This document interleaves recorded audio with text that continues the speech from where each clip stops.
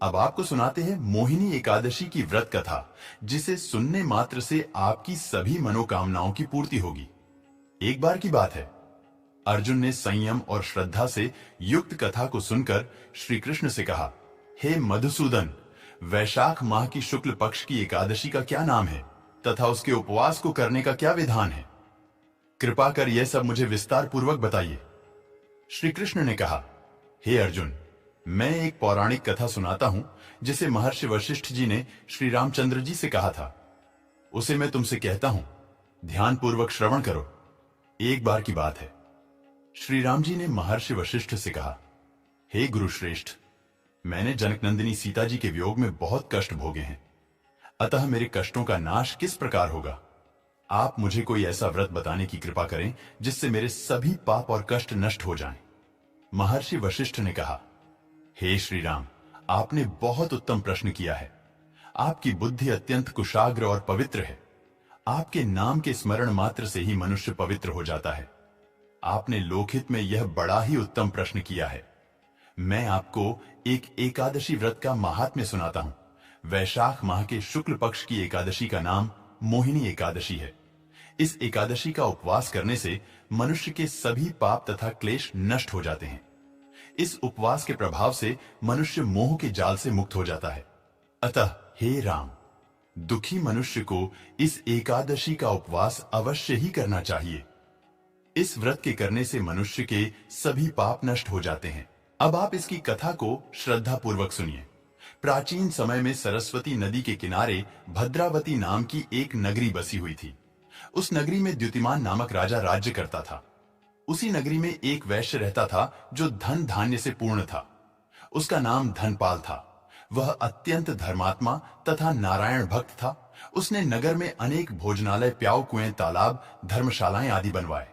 सड़कों के किनारे आम जामुन, नीम आदि के वृक्ष लगवाए, जिससे पथिकों को सुख मिले।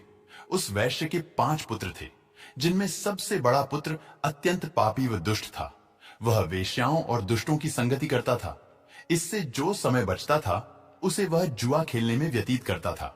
वह बड़ा ही अधम था और देवता पितृ आदि किसी को भी नहीं मानता था। अपने पिता का अधिकांश धन वह बुरे व्यसनों में ही उड़ाया करता था। मद्यपान तथा मांस का भक्षण करना उसका नित्य कर्म था।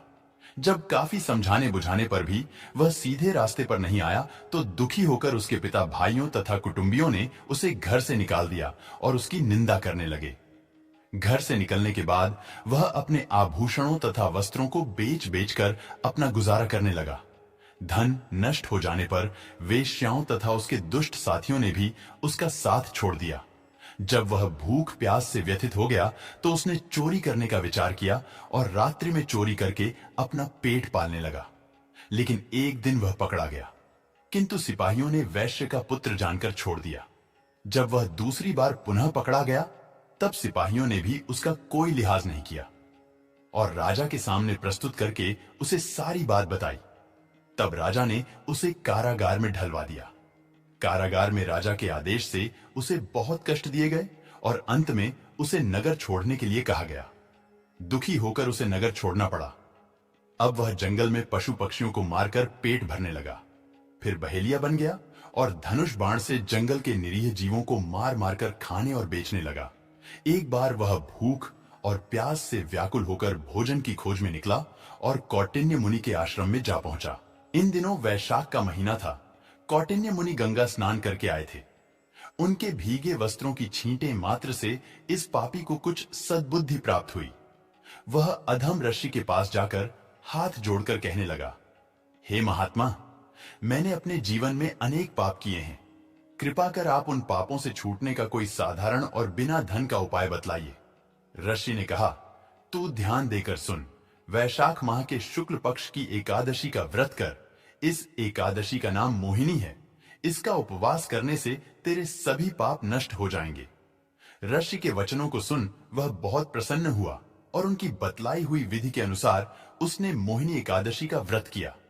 हे श्री राम, इस व्रत के प्रभाव से उसके सभी पाप नष्ट हो गए और अंत में वह गरुड़ पर सवार हो विष्णुलोक को गया। संसार में इस व्रत से उत्तम दूसरा कोई व्रत नहीं है। इसके महात्म्य के श्रवण व पठन से जो पुण्य प्राप्त होता है वह पुण्य एक सहस्त्र गोदान के पुण्य के बराबर है।